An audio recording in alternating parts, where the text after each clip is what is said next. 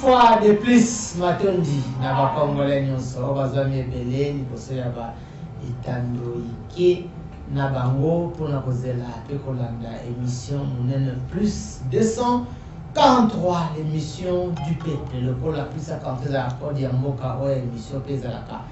Il y a ba Congolais nyonso. Matondi, na bino, balandi, ba oyo babanda kakimia, balanda banalise, bayoka banalise, oyo, na invité, na biso, to bandeko na bino, ba Congolais, ayaka présenter na plateau, na biso. Une fois de plus, encore, merci pour le soutien, na bino, merci pour la suggestion, ba conseil, ba proposition, qui fait en sorte que cette émission soit aujourd'hui comptée parmi les grandes et meilleures émissions. Matondi na bandeko oyo ba accompagnaka biso mikolo nyonso tobengaka bango na lopoto l'équipe technique. On va toujours commencer par le numéro 001. Yachel, on commence pour nous souhaiter bon retour au pays des ancêtres. Na papa, na biso Kiziani, na Kimi l'agence, car certainement on sera avec lui dans peu de temps ou peu de jours. Dona Mukewa est avec nous, il est presque au four et au moulin. Il y a mon petit frère Gelor, qui est aussi à la radio, il me suit. Également, Yom Tuzolanda, je pas assez de temps. Ils sont quatre. Ils vont inviter. Vous avez 4 na Mukongalelo, donc plateau, vous avez 4 pour Nabango, tout solo là. Concernant sur le sujet d'actualité politique, il y a Mboka. Voilà, Prince Itoko, Azul de Kwazanabiso, Prince Itoko Mote. Mote, le vrai Congolais, Mote Naba Kongomani Nyonso, Nasengi, merci pour la Libakou et au Pessingai, il y a se retrouver dans le plateau. Oyo na moni bilenge ba oyo ba kanisa kamalamu ba oyo ba boy kolala na bandako na bango po baya ko kanisa makambo ya mboka. Je rappelle que Nazali président ya MGC Mouvement pour l'essentiel de la jeunesse congolaise, Nazali membre ya structure ya presse au babengi armée numérique de Fati. Armée numérique de Fati. To biso to soutenaka le président de la République ba action naie, on veut dire ba action naie, même ba action ya ba membre ya gouvernement o eza ko satisfaire peuple congolais. Je suis en train de saluer les coordonnateurs ya armée numérique Wazali pasteur Eric na PC Mbotre Israël, na PC Mbotre na PC bana nyonso ya armée numérique Mbote. Merci beaucoup. Voilà, très bien. Prince Itoko aussi se présenter. Nous allons Madame Stéphanie Kitoumé aussi revient quand même sur ce plateau. Mais Madame Stéphanie n'a pas sur Mbote, mais coiffure Nino de sous commune. Bonjour, Monsieur le vrai Congolais. Merci beaucoup pour l'invitation. Je pense que la fois passée, on a eu Tangu Moulaya Kolobela sur makambo ya coiffure. Coiffure eza nango tozolinga nde tozonga na authenticité. Non mais coiffure est déterminée après qui vous êtes, non? Nde nazolobaka ete et tozosala recours, pas retour mais recours à l'authenticité. Pamba te retour elingi elobake o nyonso ezalaki malamu na nyonso ezalaki mabe na ba tradition culture na biso tozwa yango. Mais tant que tolobi recours, c'est-à-dire tozwa nyonso ya malamu oyo ezali na kati ba tradition na biso, culture na biso, us na biso, ba valeur na biso nde tozwa yango. Entre autres na kala bakoko na biso bayeba makambo ba plante te, bayeba makambo ba mèche te. Ba boucle d'oreille za nango nazomona bazalaka nango. Bazalaka na ba boucle d'oreille. Non, bazalaka na ba boucle d'oreille. À leur époque, on va ko fabriquer yango à partir de Babylone na biso moko. Yango no moni na lati Babylone ils a fabriqué localement. C'est que nazo sala promotion, oui, nazo sala promotion la culture na biso, oui, ils a fabriqué localement. Si, ils a fabriqué localement. Yango ne tozo promouvoir. Je suis Kimpamvita 2 parce que né exactement 300 ans après Kimpamvita, et puis je suis aujourd'hui n'a qu'à intervenir en tant que présidente nationale des Congolais intègrent ANC. Qu'est-ce qui vous a poussé rapidement à créer un parti? Ça fait un temps, je vous ai resté sur mes plateaux. Quand vous ne tuez pas présidente. Qu'est-ce qui vous a motivé et on sait la partie politique? Je pense que yangonde eza ya pasi na mboka na biso pamba te ebele to commence la parti politique ba COP. OK. Bato pe ebele ba benga c'est fanyaka to sala COP na biso et tout ça. Alors que tant bazolo ba bongo ezo sala nga frisson. Ezo frissonner donc yo sala nga nzoto malili. Ndenge no sala parti politique comme COP. Donc au fait kaka ndenge olobi oyambaki nga na ba plateau ebele. Et natambolaki na ba parti des grands partis ya mboka na biso moko ezalaka na majorité muso ezalaki na opposition totali makambo ebele tomoni et pamba te ya malamu ezalaki ya mabe pe ezalaki mais maintenant tant que oza na cercle ya décision te okoki ko impulser yango te tangu yo zolinga otelemela o eza ya mabe ba ko interpréter au mabe pe ba ocha au bouton on a parti politique so ba tia au bouton on peut évoluer te na pese exemple comme la fois passée par exemple le tribalisme comme on a par exemple parti songolo bazo promouvoir mingi bato bazana tribu ya autorité morale na bango mais na tango moni on a parti politique les années gestion de la cité donc tout le monde voilà ça doit tourner ça doit tourner. Les paniers doivent circuler partout. C'est comme ça que même Jésus-Christ, na jeudi saint, après ça qui lit pas, oyakati, après c'est oyakati, après c'est oyakati. Mais tous ont remarqué dans la partie ebele, au monde on dirait bato espace mususu, ba ko accompagner bato espace mususu. Maintenant tant ko loba ke non boyete, tous wa mutu wana mususu, ba la mo ba diaboliser yo, ba indexer yo, ba coincer yo, ba traiter de tous les mots. Alors on est tout le monde qui non et vous allez mal ou peut-être que parce que là aux années tu dois accompagner bateau alors que tu ne sers pas bien ton pays. Tout pour bien servir les pays, il fallait yo mo konde ozala à la tête avec bien sûr na bateau mususu yo ba ali ko accompagner. Merci beaucoup madame Stéphanie. On pourra revenir très prochainement avec Biloko ya Zolo Bawana. Blanchard Mundele aussi a eu l'occasion d'être avec nous. Mbote mwana mboka les vrais congolais, mbote pe na ba congomani nyonso ba kolanda biso en ce moment. Mbote pe na bana delvo, bana ngalema, bana nyonso tu ya météo, bana pigeon, bana nyonso tu vraiment ya quartier Kembedi là, bana nyonso tu ya Kembedi les à la carré. Les à la carré et ça justement côté na fouté la ka. Donc côté là va se dire ba Cambonais là, ce sont les amis du quartier, il faut les saluer, il faut parler de Kembedi là. Moi ils a pas na Kembedi là. Kembedi la kuna ben sécurité za moi makasi côté à quartier au Capi Kembedi la kuna tout insécurité za moi makasi. C'est comme ça que nous demandons voir même au chef de l'État de pouvoir un peu augmenter la surveillance et puis les mesures sécuritaires de ce côté-là pour sécuriser les enfants de l'autre côté. Voilà, Blanchard Mundele c'est un journaliste comme moi, il va aussi analyser avec les amis, mais je vais faire un effort pour qu'on se à peine à Kembedi, à Kembedi là. Voilà, David Lungoya a eu l'occasion d'être sur ce plateau encore avec nous. David Lungoya Mbote.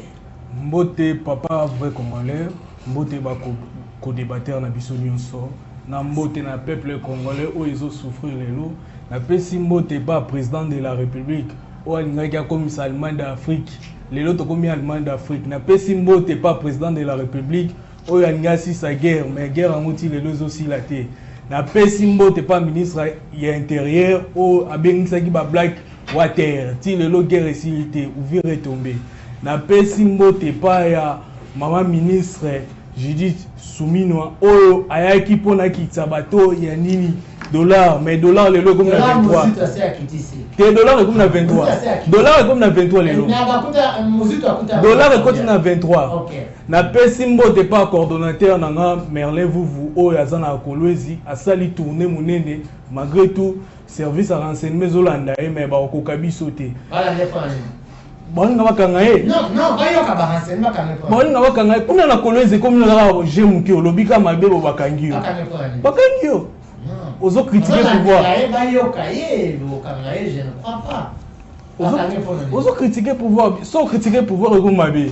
Na pesi Mbote lisusu et pas ya ministre de la défense au albaki par mer, par terre, à aussi ça, guerre na mboka ti le guerre en aussi la tête toé baté baraka ekotombe to ekotombe te, Kolwezi ekotombe to ekotombe te. To le baraka bongo ça va jamais tomber. Mais ti lelo to komona solution. Merci beaucoup. Na pesi mbote lisusu na ba camarade nanga ya MRC Bisonios Tozali le 15 décembre tozala nzela na président na biso Jean-Marc Abundu pour soutenir mouvement pour na objectif à marche ezaki tolo ba mabeni sozo le kana mboka nyoso yoza bien ti lelo za bien oza bien oza bien te ouvira kuna tombete biso toza bien ya za bien biso toza bien te. La marche est pour réclamer la paix à l'Est et pour réclamer les taux de la richesse que le pouvoir en place s'est fait entre Eti et nous. Merci beaucoup, Ndeko David Lungoya Azali, parmi les communicateurs et mouvement des révolutionnaires congolais. C'est ça le nom? Oui, oui. Mouvement des révolutionnaires congolais. Je crois que c'est coordonné jusque-là par Merlin. Je commence avec Prince Itoko, on va aller de Bandelaki. Après, je vais finir de l'autre côté.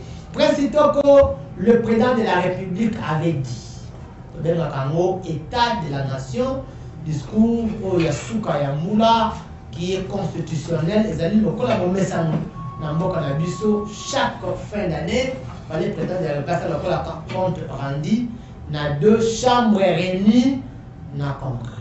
Prince Itoko, qu'est-ce que vous avez retenu?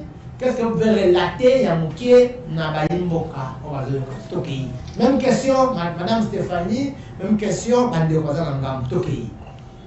merci beaucoup, le vrai Congolais. Je pense que nakati ya discours à Mokonzamboka, na Zoaki Libaku ya Rosala sur place. Très bien. Zalaki na kati ya congrès. Voilà, Zalaki na posana yo kayo de près. Nakati ya discours à Mokonzamboka. Tout le monde a quitté na ba image Zalaki côté. Na Zalaki d'ailleurs na Zalaki na elamba ya presse, na Zalaki na compte ya presse, na Zalaki na kati. Nakati ya discours ya Mokonzi ya mboka lobi yango bien ezalaki discours oyo azolakisa situation ya mboka inane mobimba oyo eleki ezali na ba point oyo na retenaki ya bien mais point oyo bato babandaki kozela mingi na kati ya discours wana ezalaki point ya accord oyo uti kosala voilà mais eza na ba point oyo ezalaki ya malamu eza lokola na ba point ya makambo ya social point ezalaki ya malamu tomoni ndeko malgré azoni yango ata lobiki tokobi na 23 mais dollar tozalaki déjà na 28 presque 30 mais les autres tokobi quand même na 23 tomonaki makambo ya gratuité oyo Mokonzi mboka lobelaki exactement tosana bino awa toyebi que gratuité en tout cas ezotambola malamu parce que gratuité ya enseignement et à maternité ezotambola malamu par rapport à ce que les gens pensaient parce que tant au président de la République à Kotaki bato bakanisaki ke ekosala mikoloté gratuité ekochoué. Heureusement aujourd'hui nous sommes au-delà de 5 ans mais gratuité ezo réussir to monaki lisusu makambo oyo président lobelaki makambo etali banzela to monaki makambo banzela oyo lobelaki en tout cas banzela tozana presque à 80 à 70% il y a satisfaction pour banzela ebele ezo salema malgré Mokonzi mboka oyo na retenir makasi Mokonzi mboka azali na oyo tobengaka hypocrisie. Place oyo faille ezali alobelaki. Je prends l'exemple ya ville ya Kinshasa.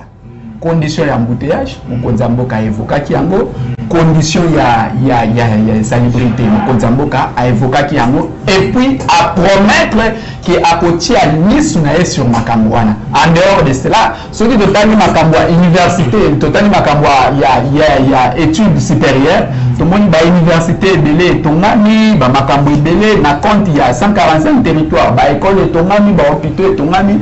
En tout cas sur ces points, je peux résumer que nakati ya discours à Mokonzi mboka tokuti malgré kokoso ezali nenyo tiki ngai na kota na sujet ya accord mais on a trouvé quand même que malgré moi bankokoso mais mboka ezokinde malamu voilà. C'est la moi comparaison entre discours à Mokonzi mboka nyenge ya moni a présenté et bon yo moko na mutu na le la Prince Itoko. Qu'est-ce que tu constates? Ce que je constate, vous allez président, ça l'état de la nation. Oui, bon, ce que je constate pour le discours au Mokonzambo Kalobaki, en tout cas, je ne sais pas ce qui vous a vu quand moi, je trouve que tout a été dit. Le président de la République avait tout vidé. Et puis, dans tout ce que le président de la République avait dit, il y avait de la sincérité à l'intérieur. Et je trouve que pour aujourd'hui, moi je l'ai toujours dit aux Congolais, perdre un monsieur comme Tshisekedi, c'est perdre le Congo tout entier. Malgré la velléité aux Obalaye Bisso, mais il y a mon peuple où est possible. Merci. Très bien, Madame Stéphanie, la même question qui vous répond. Avant tout observer une minute de silence pour nous. Bande qu'on a biso ba okufa au jour le jour na est. Au moment où je vous parle, les abattus baso continuer à okufa. C'est pour observer une minute de silence pour nous. C'est pas important.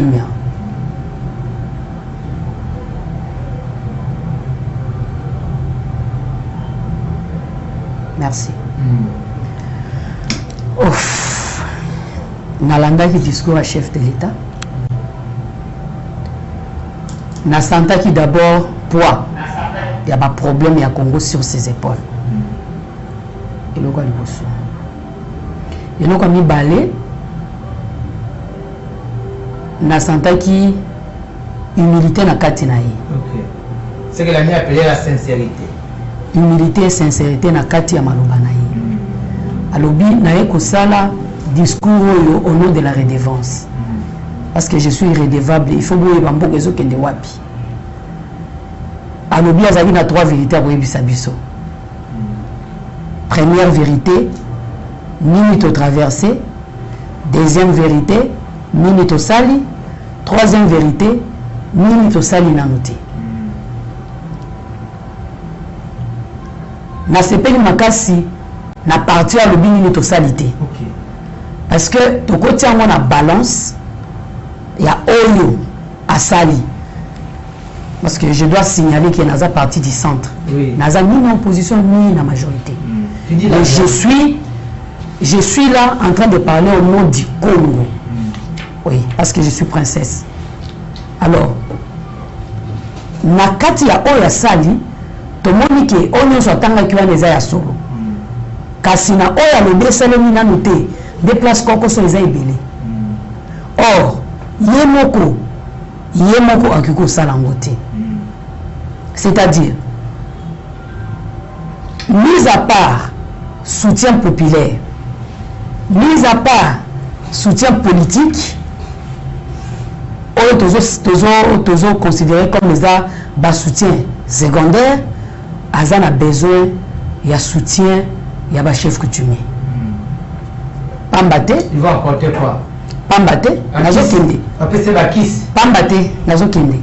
Kokatanga te, qui n'a perdre fil d'idée. Pour na baki cité, et ça pour na aider. Parce que déjà la loi sur l'autorité coutumière ils ont existé. Ceux qui à côté ka bango, jouent pleinement na ba prérogative au eza bango, ba ko aider na lobi bongo ponani. Il n'y a pas longtemps na autour de notre observé une minute de silence pour la âme. Nazotala et pas maman na kabinda tant afdel à kotaka.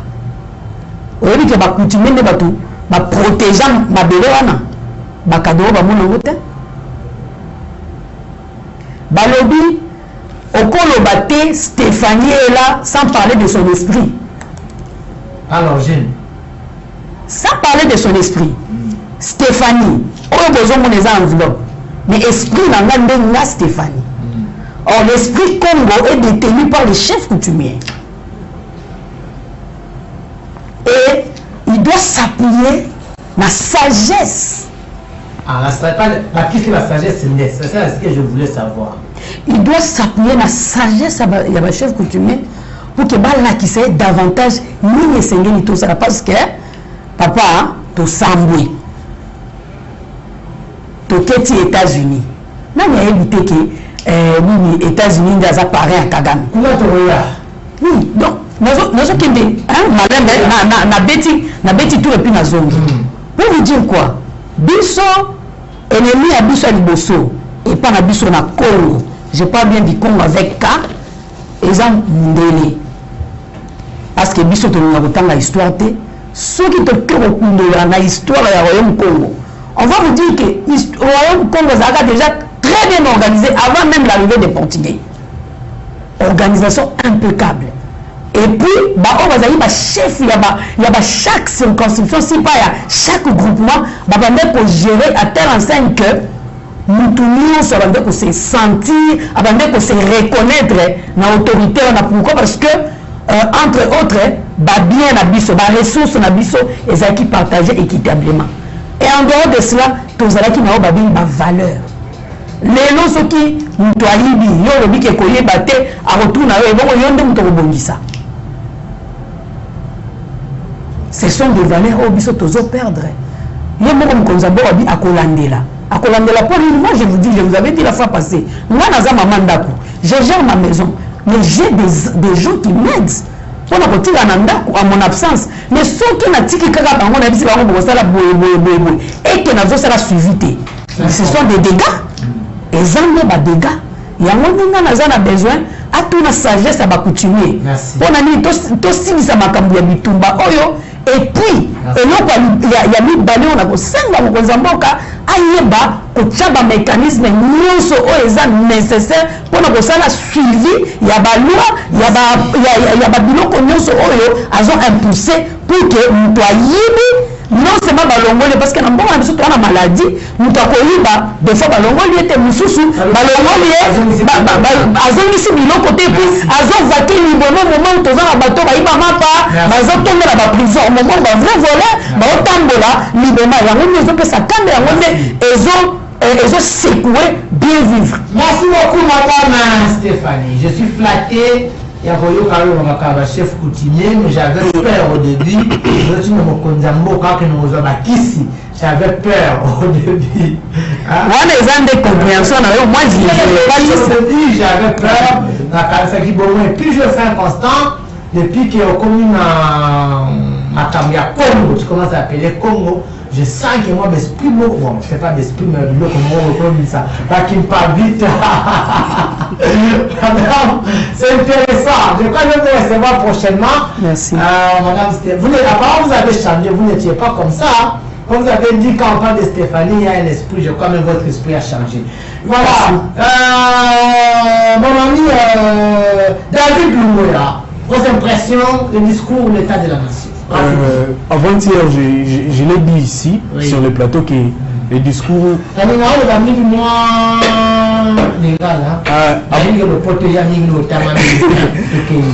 dans le discours du président de la République, il y a un discours de déclaration sur l'intention, mais qui déçoit dans les actes. Comment est-ce qu'un président est là devant la nation? Donc, un président a besoin d'agir, a besoin de délater. Qu'est-ce qui freine? Pour le moment, il y a un élément avant-hier. Le président est opposant. Il est devant le député. Ok, donc, alors le gouvernement va se loter. Donc, il y a un président, nous avons une union sacrée. Ah! Moi, je vais l'union sacrée. Et c'est quoi moi, donc, moi, ce que je pense avec le discours du chef de l'État est que le chef de l'État est non à l'objet qui est incapable de diriger le cannabis. Il faut aller voir le discours. Deuxièmement, à l'objet que. Le discours à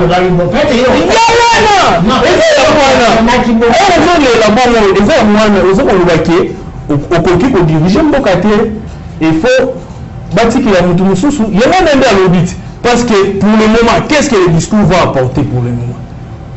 Le discours, tu l'as même promesse. Non.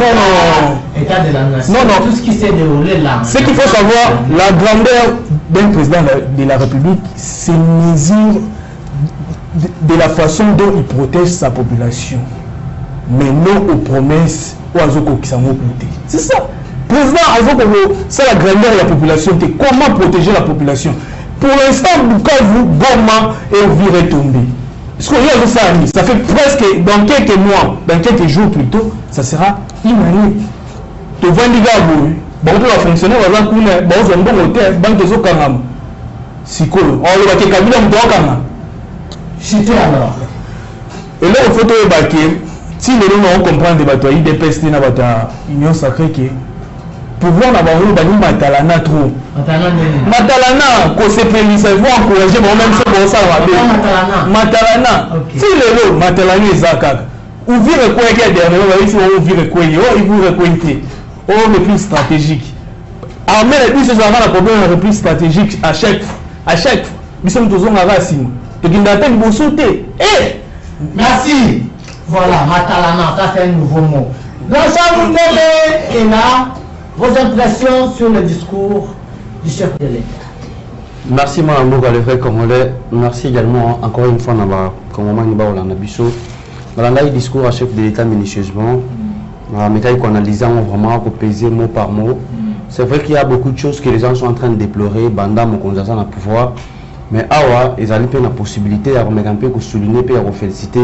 Avancée significative ils ont pour ça depuis qu'il est à l'accession du pouvoir parce que là ils ont la différence entre Koloba na Kosala Ozoloba mais ce que soit battu place wana ils ont vérité nous sous et le biso ba Congolais faut comprendre un peu ce qu'on a là mon avis président a lobby ba bloqué belé d'abord je sais que je lui félicite comme il a relayé le message sur Makambuya augmentation salariale quand même, il y a enseignants avec 100 000 francs, ils ont avancé significative. Bien que 100 000 francs, ils ont avancé dans la politique, ils ont sous-estimé 100 000 francs, mais ils ont quand même acte malade pour féliciter tout le monde qui va congéber les enseignants, ils ont 4 na pleurs, na milelo. En tout cas là, on a que mon Zambo a le big noto bakisi bango, moi autant, on a déjà point mort déjà, il y a qu'on féliciter. Le métier au monde appelle tout ce que les présidents ont parlé en ce qui concerne par exemple la salubrité sur la ville-province de Kinshasa. Ça c'est un point très sensible. L'embouteillage est commis viral. C'est vrai que Daniel Bumba, où il y a géré la ville-province de Kinshasa, Azali Moukaï d'EPS. Mais le président de Tshisekedi, j'allais dire, a se voilé fasté pour la Roloba. Pour la Roloba, a commis dans Matalana. Le président Tshisekedi a accueilli directement, a touché Daniel Bumba, a dénoncé mes gestions. Ils allaient dans la gouvernance et puis bateau il est censé pour diriger Mokawana et puis il va plus loin, il promet que ville Oyo et que continuer qu'on allait gérer dans le Lenga. Nous devons changer la gouvernance de cette ville. C'est là où d'ailleurs on a interpellé Batoukenon. Ils allaient payer une bonne interpellation pour un parti politique nouvel élan. Il y a son excellence le vice-premier ministre du budget Adolphe Mozito. Il y a Koluka Kotala, discours où Mokozamboka Lobby a interpellé le gouverneur de la ville. Alors le but que ville province de Kinshasa est allé salité. C'est une bonne opportunité pour les partis politiques nouvel élan. Il y a qu'on mettre ou il y a qu'on en application. Oyo, une 6e tribune. Oyo moi Namboka Adolphe Mozito a combattu la 6e tribune est intitulée Kinshasa l'enfer au paradis. Kinshasa ils allaient en attendre à Kala. Le banaï Kobengango Kin Label. Mais les autres Kinshasa est comme Kin la poubelle. Ndena yango Adolphe Mozito a combattu titre wana lobino Kinshasa l'enfer au paradis. Ah Kinshasa c'est comme il fait l'eau. Mais lui fait l'eau et il a la possibilité et comme à paradiso. Dans le Lengekan Kinshasa Zalina 10 km. Il a une superficie il y a 10 000 km carrés. 10 000 km carrés wana Kinshasa ils allaient subdiviser en deux parties. 22 communes. Exact côté place Bissonio surtout au Vandi, place tout Bakobi, surtout au Tonda, et Scali côté plus ou moins est consommé 11% il y a superficie avec province de Kinshasa. Alors, deux communes semi-rurales et Scali Otobengi, commune à Sélé, na commune à Maluku. Commune Mibalé, ils ont occupé plus ou moins 95% il y a superficie il y a ville province à Kinshasa. Donc, au moment que Kinshasa c'est non, 6e tribune Adolphe Mozito. Kinshasa mobimba etikala na Sele pe na Maluku côté surtout quand même na un espace moko ya mokie awa possibilité ezali que na parti politique nouvel élan kolanisa rappel à Mokonzamboka il faut qu'on mette en application 6e tribune avec Mozito ko délocaliser. Vous pouvez nous dire c'est ce plateau que nouvel élan nous diriger Kinshasa bien plus que IDPS. Parce qu'il y a une émission que ezali ngaite mutnazo koloba ezali maloba Mokonzamboka yeko confirmer qu'il faut que le parti nouvel élan a dirigé parti politique. Il y a un il faut qu'on le là parti comment il faut qu'on délocalise ville province à Kinshasa awa ekene na commune ya Maluku na commune ya Nsele. Pourquoi tout le babongo? Kinshasa ils ont une opportunité belé sur le plan topographique, sur le plan climatologique, sur le plan de la densité, sur plusieurs plans, sur le plan climatologique. Kinshasa, ils ont une opportunité, mais l'opportunité, on les a bloquées. L'opportunité, on les a mal exploitées. L'opportunité, on les a bien exploitées par les gens qui sont en train de diriger la ville province de Kinshasa. C'est pourquoi, à la 6e tribune des lobbies, qu'on délocalise Kinshasa vers la commune de Maluku, pour permettre à nous, premièrement, il y a que la ville, où on a un niveau, la cité, la cité moderne, aux années, c'est la standard, la cité Oasis, donc on a il faut qu'on délocalise, il faut qu'on tourne la cité, nous sommes pourquoi quand on va se faire pourquoi quand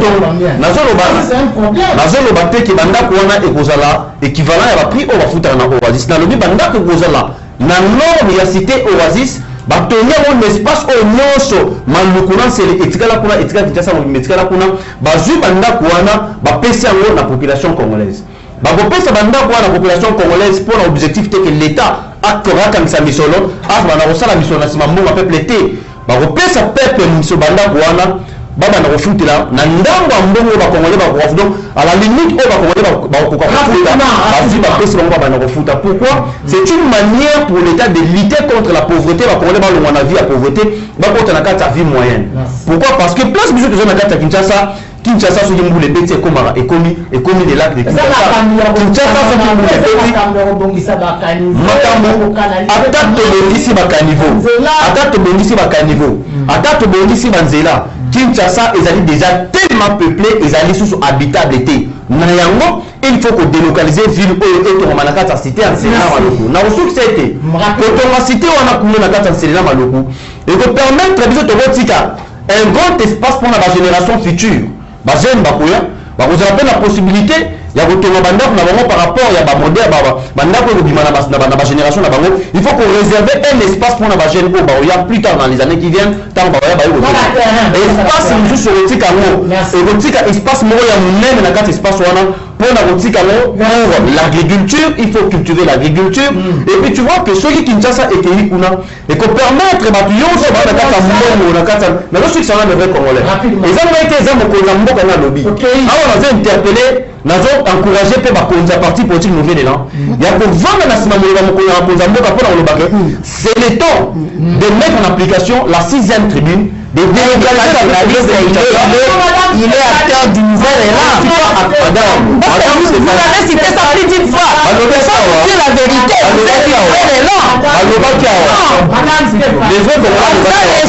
Madame Stéphanie, vous aurez la parole. D'accord. Les vrais Congolais le bâti à ce que monsieur Bandi, il faut tolérance et zalatika moninga si ça va la maroloba. Comment ta maroloba ne rétorque.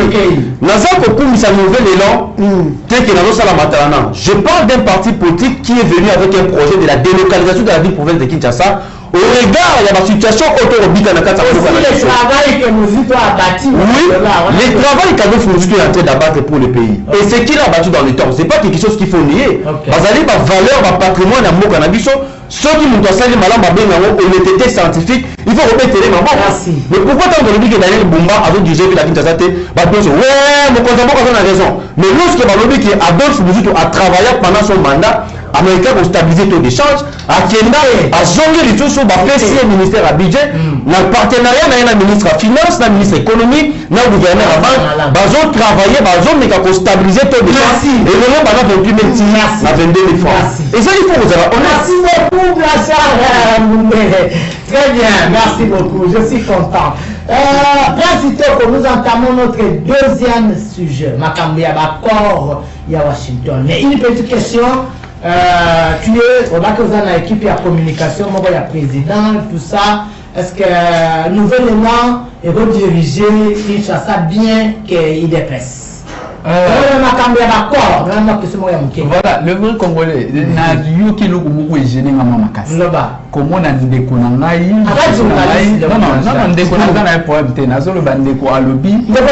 David Alobi, le président a eu que se plaindre. Non, ce que le président a fait, c'est constitutionnel. Dans chaque année, et ça constitutionnel, le président doit rendre compte devant les deux chambres réunies en congrès. Et rendre compte, ça veut dire quoi? Nasomba qui boye, nateka qui boye, ce n'est pas se plaindre. Ce n'est pas se plaindre, c'est constitutionnel. Vous parlez, le président pleure. Il pleure devant qui? Le président n'avait pas de pleurs. Le président a l'arme des eaux coulées. Le président est président. Le président est président. Et puis vous direz qu'il parlait de Daniel Bumba. Moi, je vais vous souligner une chose. Le président n'a pas cité le gouverneur. Il n'a évoqué que les matières qui touchent directement le gouverneur. Merci. Il n'a pas cité le gouverneur. Merci. Et pourquoi il a cité cela? C'est parce qu'il est censé nous dire toute la situation qu'a connue le pays du premier mois au dernier mois. C'est ça le résumé. C'est ce qu'on doit dire aux Congolais. Alors, je dirais, par rapport à la question, je dirais, oui, je disais que je fais partie de l'armée numérique de Fatih. Pasteur Eric Israël. Pour Nabiso, moi, je ne peux pas nier les travaux bâtis par son excellence Adolphe Muzito. Oui. Déjà, ceux qui ont allé dans la période d'Azalaki Premier ministre, Okay. c'était un bon travail. Aujourd'hui aussi, Air de l'art et Kitaki. Qui n'a pas publicité Adolphe Muzito? Okay. Oui, oui. Aujourd'hui, si cette idée, sans qu'il est là, parce qu'on doit comprendre que la gestion du pays doit être partagée. S'il arrivait aujourd'hui, voilà, s'il arrivait aujourd'hui que c'est le nouvel élan, des capables de diriger. Oui, on accepte. Si c'est le parti, il y a Madame Stéphanie. On accepte, on lui donne cette portion, il y a gestion. Alors, on ne peut pas, moi je n'ai pas beaucoup à émettre là ou à contredire. Nous voulons juste celui qui viendra avec un travail de titan. Topé ses chances. Accord à Washington. Voilà, accord à Washington. Je sais qu'aujourd'hui, ça coûte beaucoup d'encre. Oui.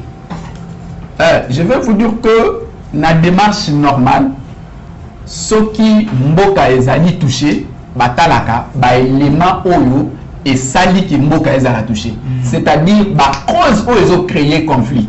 Après avoir examiné ba cause wana, qu'est-ce qu'on fait? Même un parent chez lui dans la maison, il réunit ses enfants, il demande c'est quoi les problèmes entre vous. C'est ce que la RDC a fait. C'est ça la démarche du président de la République, parce que sa démarche est purement diplomatique. Le président, lorsqu'il a mon problème, il a trouvé que la guerre est en deux dimensions. La dimension interne, où les Congolais se rébellent, des rébellions. Et la dimension externe, où les na soutien à Rwanda, na quelques pays à la communauté internationale. Alors, le président, qu'est-ce qu'il fait? Il trouve ce problème où? Parce que le problème ne date pas d'aujourd'hui. Il y a 30 ans, Nani Est les a menacés. C'est aujourd'hui, juste la sortie à Kabila, c'est pour cela on ne cesse pas de dire que c'est le Kabila qui soutient cette guerre-là. Parce que la guerre, au lieu de se comprendre les guerres, vous soutenir. Non, même aujourd'hui, lui-même, il y a s'afficher, c'est lui, à sa commanditaire, il y a guerre. Alors, le président, il a compris que il y a ceux qui se révoltent à l'interne, mais qui sont instrumentalisés. C'est-à-dire,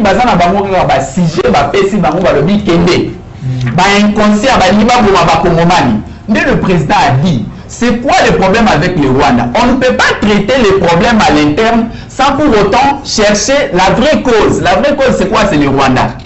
Il a fait appel au Rwanda, au Rebi, appel à Liboso. D'ailleurs, lorsqu'il est venu, le président a été élégant, il a dit non, venez, si vous avez besoin de quelque chose, causons, tous à la politique, il y a bon voisinage. Le président l'a avoué. Le messie n'avait pas voulu, et jusqu'à ce que tu commis na Doha. Na Doha, tu as la situation, il y a l'interne. Oui. Na États-Unis, l'interne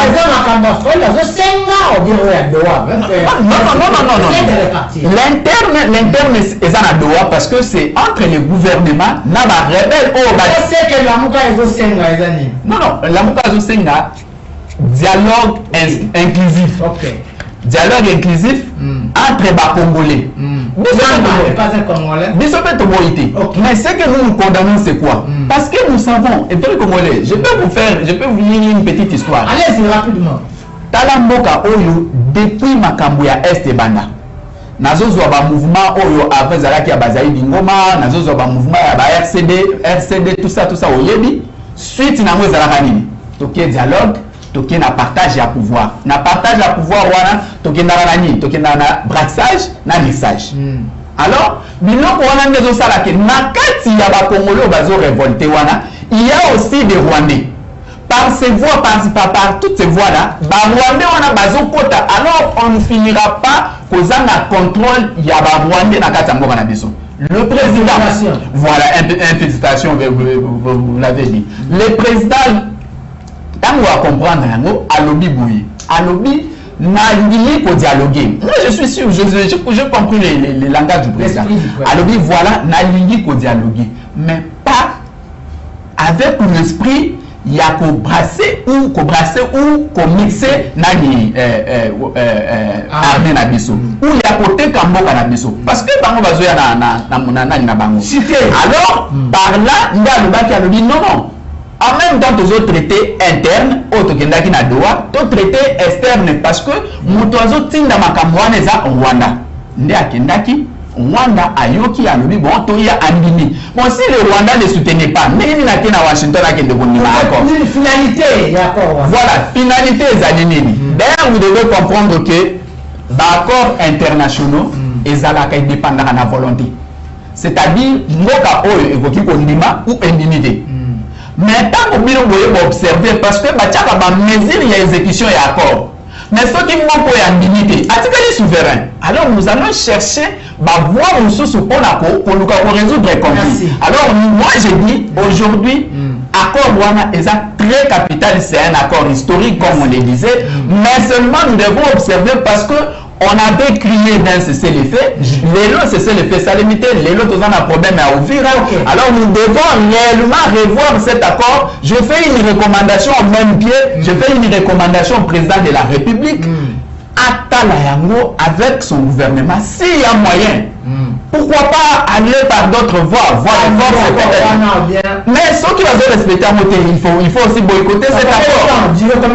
Non. Bon, avec la CCC, c'est tout à fait un droit. Avec la, il y a tout un processus. Oh, et ça, la bon, n'est aussi tout l'équipe au commun accord, il n'y a pas d'exécution accord. Donc, soit déclarer la guerre, soit chercher notre voie. Madame Stéphanie, vous avez la parole. L'accord de Washington, quelques temps après, apparemment, dans Makamozo continuait par-ci, par-là, vos impressions sur ces accords.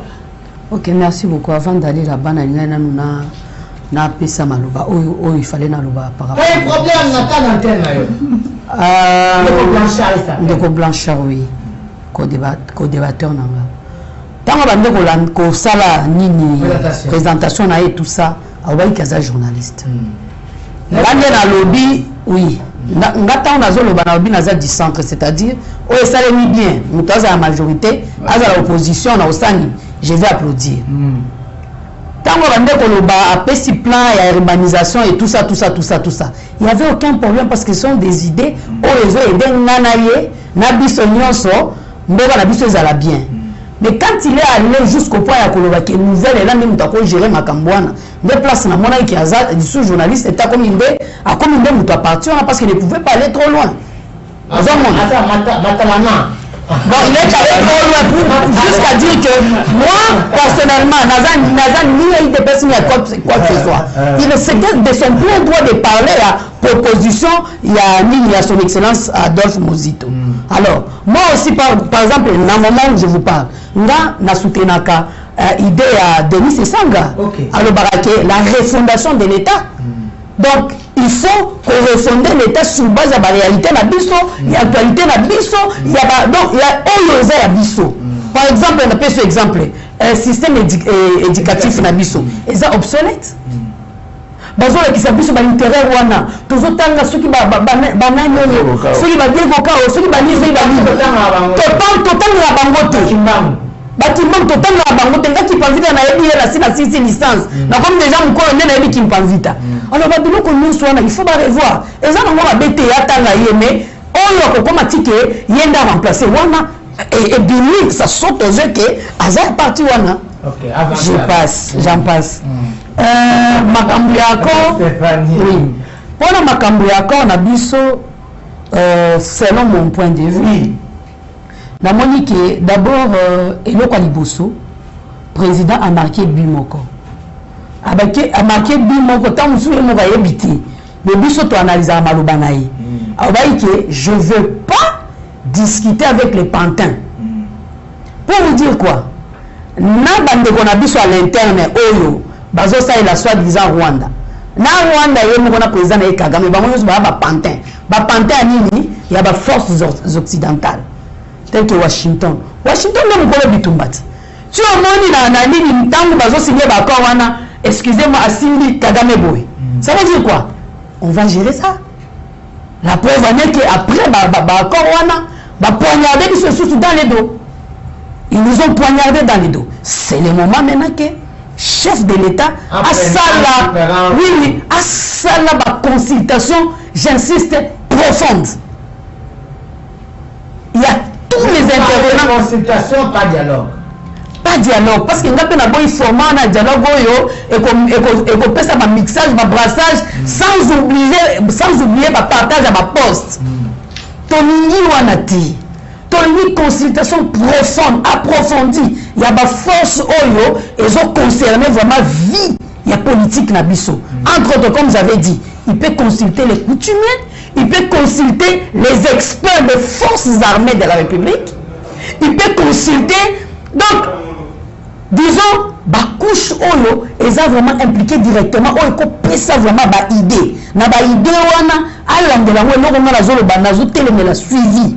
Bon, comme il que non, militaire baza kuna bapesa bango $500 et quoi na maboko ndekonanga longoli 50 et quoi na maboko kuna longoli 50 et quoi na maboko kuna longoli 50 net bozomona batu mususu alivre mboko kuna awa azotonga villa ozomona donc à ça la vraiment consultation to bandi na ba coutumier na biso parce que bango nde bakolo mabele bango nde bazo représenter pouvoir ancestral na biso pambate toza na nzambe na likolo balobi et puis c'est la Bible et les banzambe na biso les parents na biso parents na biso sont les gardiens de nos terres et les gardiens de nos terres ce sont nos ancêtres après à part ça l'expertise on retrouve militaire et alors dialogue wana to mona ngo circuler na ndenge circuler na ndenge yepe moko alobi ke ezo compromettre te intégrité en mboka mais to lobi nde papa zala mayele muto aza pour biso azate tozaka biso moko nde toza solution pour na biso moko parce que muto asali masasi na ye à cause il n'a jamais échoué tant que bazo produire Kagame ba masasi wana tant que ba okosa yo de face et que na sima bazo sa makambo na bi faut tosala kinzonzi na biso à la congolaise pour que to considérer guerre wana lokola le kanaki na kabinda j'insiste merci bien madame Stéphanie on na kasi na makamba koko on va les guerre na moko bien sûr, rapidement, accord à Washington. Accord à Washington, très bien le frère congolais. Rwanda et Banda ont menacé Bisso depuis 1996 jusqu'à présent pour des causes des fois que l'on ne connaît pas ou des fois pour des causes que nous connaissons très bien tous. Objectif, on a posé dans la Zalaka. Qu'on soit minéré na Bisso, basa elango o bango balingi, nzoka minéré en Moïse ya bangote, bakabola mora na Bisso. Baza mboka eteni ya mboka na biso so ibakotsa na Rwanda so ibabotula Congo mobima bakotsa na Rwanda bakotsa ngo Congo Rwanda na ebité. Alors ici na moment où qui est le vrai congolais toujours qu'il est déjà na moment où comme dans la zone rouge tu traverser déjà ligne rouge. Le Congo est en train de traverser déjà une ligne rouge pour notre pays. Ligne rouge des alliés que déjà ils allaient ba réalité to vivre ba mboka mtsusu bazwa alors, on a déjà et interpellé Bisso. À ce moment, et le comment on a particulièrement dans mon Konzamboka parce que dans la réalité, il y a aux autres critiquer sans proposer au nom du pays, au nom de ces Congo, tu as dit que la Congo. Au Koki, le Brazza, Gabon, Afrique du Sud, France, États-Unis, on est à l'aise, on se sentir à l'aise, on se sentir à l'aise dans le Congo, on y a, on est à l'aise dans le Congo. Ma belle na yo, ma belle na yo. Alors, on a interpellation pour la homme politique moussous. On va organiser que les gens qui se quittent le corps face à la situation où qui se quittent ne méritent pas. Ma moussous va signer le corps pour qu'il a éternisé le pouvoir, sécuriser le pouvoir. Non. On a vu ça marginalisé. Certains hommes politiques sont marginalisés. Et ça, c'est de la honte. Il y a un monde intellectuel congolais jusqu'au 21e siècle. Intellectuels congolais, politiciens congolais, incapables de vendre et de réfléchir, autour de Mokonzamboka pour avoir une solution pour la Katamboka. Au contraire, baza ko multiplier ba show ba moquerie, baza ko multiplier ba pression et dialogue, baza ko multiplier ba soutenance dans ba groupe problème pour avoir les gâteaux. Voilà. Pour avoir les gâteaux et tout ce qu'ils sont en train de vouloir. Ça c'est de la honte pour les hommes politiques congolais. On les allait passer si vous voulez prendre des politiciens congolais, oh baza ko luka baba na contredire Tshisekedi par rapport à des forts à fournis. On avait Joseph Kabila ici dans ces pays. La guerre n'a pas commencé avec Tshisekedi. Ma médiocrité gestionnaire autour na Congo et Bani n'est pas Tshisekedi, il faut bien les reconnaître. Mais aujourd'hui, à travers Félix Tshisekedi, Azak pour manifester bonne volonté. Alors Tshisekedi c'est quelqu'un, c'est quelqu'un qui n'aime pas la guerre. C'est quelqu'un qui veut la paix. C'est quelqu'un qui a besoin de développer le pays. Comment est-ce vraiment Congo même et comme à la demande de l'Afrique. Je dirais au chef de l'État ici, pour peut-être faire face à la guerre Rwanda. C'est vrai, ok, ici n'est pas américain, ou bien ici Rwanda, on met vraiment sur un fait accompli. Toujours c'est là, Rwanda a appliqué l'accord. Merci. Ceux qui vont appliquer l'accord Rwanda. Merci. Moi je vais demander au chef de l'État de mobiliser les moyens financiers nécessaires. Merci. Ensemble avec les ministres du budget, les ministres des finances, les ministres de l'économie, les ministres de la Banque centrale, de procéder à la mobilisation des moyens financiers pour permettre à Bichot de financer l'armée la Bichot. Tout sur le matériel sophistiqué pour permettre à Bichot. Nous devons faire la guerre contre le Rwanda. Parce que par contre, moi, nous devons respecter. Il faut réfléchir maintenant sur le plan B. Merci. Parce qu'on en a vraiment trop dans ces pays et on en a marre. Merci. Rapidement, David, rapidement, parce qu'on doit finir les questions. Par rapport. La dernière personne à prendre la parole dans ce va conclure, Kaka. Rapidement, David. Bon, par rapport à il y a encore Washington, il aura le Isaac, ils ont sonné peut passer. Comme on a RDC le roi Bicho pays Moumene Boy, pays le roi Rwanda. Rapidement parce qu'on va finir. Pays le roi Rwanda et faire trembler Bicho, titre pour signer encore. Si le nom ne va pas faire trembler Bicho. Et faire trembler Bicho, tu dois signer en accord. Mais si le nom va quitter la terre de la Révolution du Rwanda. Ça ne va pas passer. Non, mais ça ne va pas non, ça ne va pas passer. Ça ne va pas passer.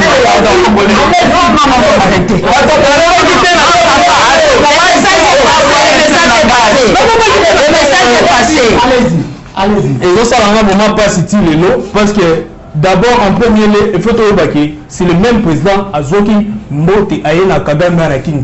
Kabila Ayena Kagame Anakin, tu sais que nous allons faire Yona Nyogola Kagame. Ils ont Anakin. C'est pas Tshisekedi.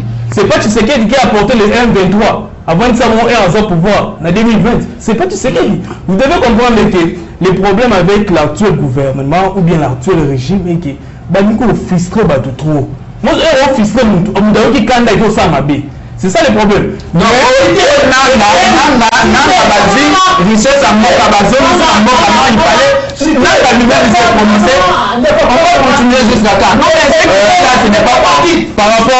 Par rapport aux solutions que nous devons apporter, que l'État doit juste gérer, doter les militaires. Les militaires sont très forts. Ce qu'on peut dire, c'est Black Water. Si on comprend les terres, on peut se rendre $8 000, mais les militaires congolais, il y a 800 $400. Après, on va encourager nous, du côté des mouvements révolutionnaires congolais, nous demandons au président de la République à bien à 5 ans à SCC Tokine, dialogue inclusif. Il y a tout ça pour ça. Parce que Nabitumba a rejoint les solutions. Voilà. Merci. On arrive presque à la fin. Rapidement, quelques secondes pour finir l'émission. Président, quelques secondes, 30 secondes, et puis on finit rapidement. Dommage. La télé, c'est le temps. Rapidement, 30 secondes. J'ai dit merci, j'ai dit en tout cas merci pour l'émission, j'ai dit merci pour les co-débatteurs, et puis je salue encore le peuple congolais. J'ai dit au peuple congolais qu'il ne perde pas l'espoir. Va perdre espoir peut-être parce que le Congo finira par triompher et vérité est aussi là. Voilà, le Congo est à un moment. Merci. Madame Stéphanie Maman Kimpabika, rapidement.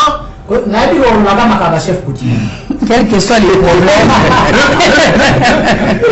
Ça c'est vrai dans le Bango parce que c'est ça même l'esprit du Congo. Mais l'esprit, parce que Bango n'est pas colonisateur, Bango. Et là on a résumé un discours à chef de l'État, le Bakimini, à remercier jeunesse parce que enduré sans vendre nos âmes. C'est pour rejoindre mon frère. Mon frère, il est vrai, dans notre pays, frustration est ébellie. Côté toujours la monde fou là-bas, inondation sur le capou, papa, ça nous les bêtis, ndako ekwe. Nous les bêtis, ndako ekwe.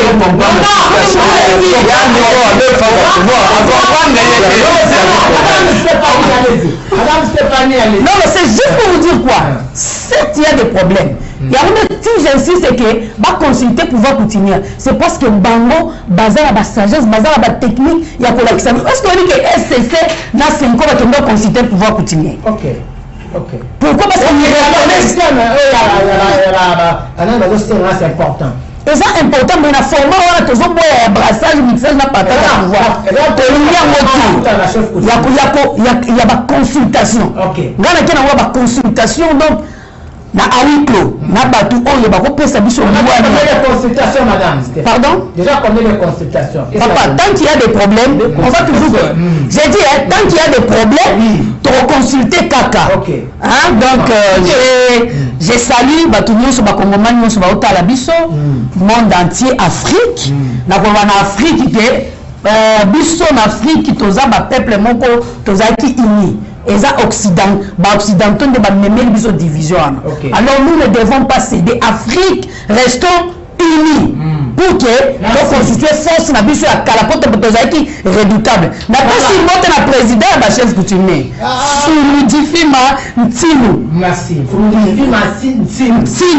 Soumidifima Ntilu. Merci le président et à pouvoir coutumier. Merci. Il y a Afrique na RDC. Merci. Rapidement 30 secondes et puis la nuit aussi. Dans 30 secondes, merci les vrais Congolais. Dans une caméra, dans quelle caméra? Nous avons repris sa montée dans les Congolais, surtout, les étudiants, surtout, les Congolais, tout, va soutenir le chef de l'État. Ok. Et puis, nous avons 5 ans, nous avons la caméra bien. Nous avons 5 ans, les jeunes, tout, les jeunes filles, les jeunes étudiants, les jeunes étudiantes, ils vont vers Mokozambo, ils vont soutenir Mokozambo, Félix Tshisekedi. Parce que ceux qui ont dit que Mokozambo a été comment ils ont force à peuple, force à les jeunes étudiants, les jeunes étudiantes. Venons auprès du chef de l'État, tout peut ça y force nabiso, tout soutenir lié, tout booster enfin que Congo nabiso écoyaté, béné la nabiso écoyaté. Merci. David Lungo a fini quelques secondes. Il va souka nanzolo baki na bengi ba peuple congolais nyonso baki noa nyonso ba ya le 15 décembre tokuta na 9h na échangeur pour tout marcher pour l'école en Mboka.